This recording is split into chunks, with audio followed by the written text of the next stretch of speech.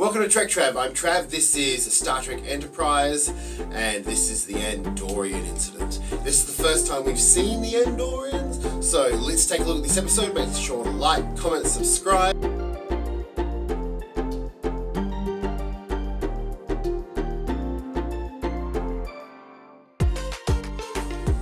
So this is one of those episodes where you don't know what you're expecting. After last week's Terra Nova, or last episode's Terra Nova, which was a bit of a, to be honest, a bit of a mixed bag, we sort of get the general feeling that maybe Enterprise lost a bit of steam. But this is one of the better episodes. Like, we have Shran comes in, who's a fan favourite, played by Jeffrey Combs, who is also a fan favourite. And he's great as these Andorians. They have the antennas, they have the blue. The antennas have, I don't know if you remember them, but there were little Coke cans that used to dance back in the late 90s, and they put the little motors inside their little antennas so they would move and react to the emotions of the actors. It was a really, really sort of clever way to just add a little bit more to the Andorians. We get 3 central Andorians, and it's just good to have like a classic Trek character or alien race back. But this episode is basically about Archer, T'Pol, and the Vulcans. We go to a temple called Pjem. We find out that the Vulcans have been taken hostage by the Andorians, and they believe that they have spying equipment there. When Archer and Trip arrive, it adds a little bit of fuel to the fire, so they stick around for longer. And we get the first instance of Archer being beaten up.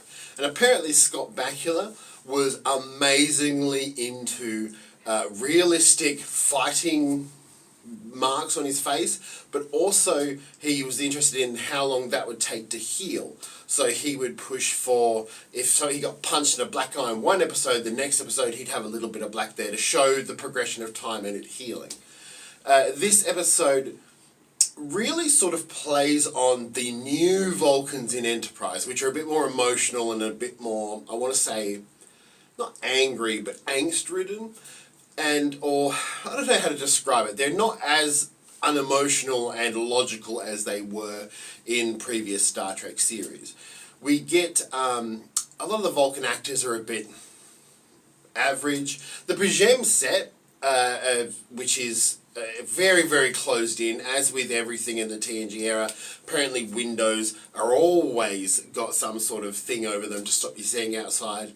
But it's a monastery, and it's about practices. There's a really cool scene at the beginning where T'Pol sort of tells them that they can't do this, they can't do that, and make sure that they abide by these rules.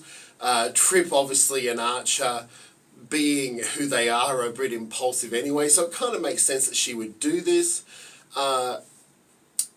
It's a generally fun episode, and and leading up to the conclusion, we're sort of left going, because we've known the Vulcans for so long, we don't think that they would do something bad or evil like that. We don't think that they would, I want to say, push that. They wouldn't spy on the Andorians, and we slowly learn throughout it, like, they have a communicator, but it's outdated. Trip has to fix it. There's catacombs under there. Shran and the other, like, there's a really creepy scene where one of the Andorians sexualizes T'Pol, and I'm going, this is really creepy. Was she just in here for her boobs? And to be honest, the answer is yes. Rick Berman was notorious for over-sexualizing characters.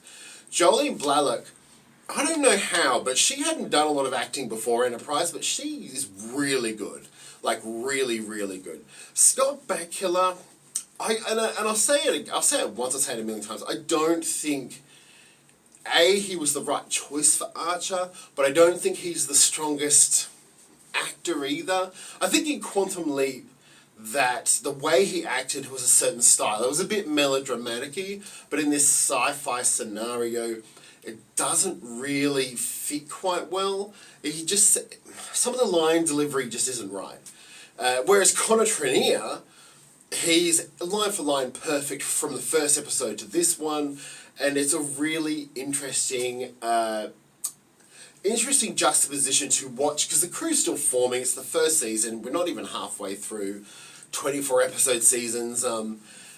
And we get some interesting interaction. We get to learn a lot more about Malcolm Reed in this, in that he's a security officer and he wants to go down and rescue them. He's going to do this. The way that they discover that there's a way in without the Andorians knowing, as in the catacombs they see the face with some holes in it, and they test it out. And then Reed comes in, and it's really, really good. There's a firefight in the catacombs, and we see lots of volcanologies. There's mummies under the tomb. You don't have any question really in your head that they're actually doing it until the very end, when we discover the communications base with some bad CGI background and some bad CGI or CGI entered in Vulcans. And the best thing about that scene is Archer, even though he's got T'Pol on the ship and he knows he's going to get in trouble, or T'Pol's going to get in trouble, we know that Archer's going to do the right thing. And it's a really good choice. He makes T'Pol scan it, and this is the interesting thing. He makes T'Pol scan it and makes her give Shran the tricorder. And that's really interesting, because that means that Earth wasn't involved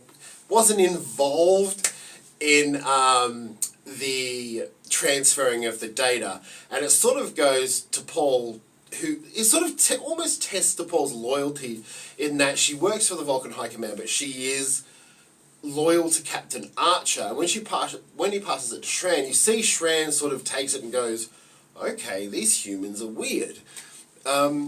And it's a really good explanation on, we learn about the Andorians are a bit xenophobic, they have a bit of trouble with the Vulcans, they're neighbouring star systems, I don't know how that works. But it was just a really fun romp of an episode with an interesting look at the politics at the time of Star Trek Enterprise. And that's really what the first few seasons of Enterprise kind of miss, is exploring where the well-known species are, or the introductions to these new species, exploring where they were at this point in the Star Trek's history. And Enterprise really doesn't sort of push that until season 4, when it got cancelled. Spoiler alert, it's only a 20-year-old show, 30-year-old, 20-year-old, 15, 20-year-old. Anyway, it's a really, really good episode, and it's much above the others. I think, personally, for me, and I don't know whether you feel this, when you watch Enterprise, there is a very formulaic feeling to the way they do it. It does feel, it's very, TNG through to Enterprise is it's filmed the same, scored the same, it feels very the same. This episode, and the one thing that doesn't feel the same in this episode is the Andorians, because we haven't seen anything but crinkle-headed aliens for a while, and the Andorians come across as being more alien than the others, and it's just the antennas. Like, it's just that tiny little tidbit. I think that the Vulcans play... I think the head Vulcan, it comes across like he doesn't actually know that there's a station underneath, but obviously there's the lower Vulcan who clearly does. It's a fun episode. It's got some great character moments. I think Trip really stands out. I think Archer's willingness to get beat up to find the entryway, to find the caverns behind the wall is interesting. I like that Shran breaks the communicator so they can't contact. It's a really great episode. If you're going to watch anything in the first few episodes of Star Trek Enterprise, you want to watch this episode, and you want to watch probably Unexpected, to be honest. Broken Bow, I think, is by far the one that tells you what the show should have been, and then the rest sort of feel like Voyager copy episodes. What did you think about the Andorian incident? Make sure to like, comment, subscribe, share, and put it in wherever you want. It would be great if we could get up to 600 followers within the next month. And thank you very much. I will see you next time.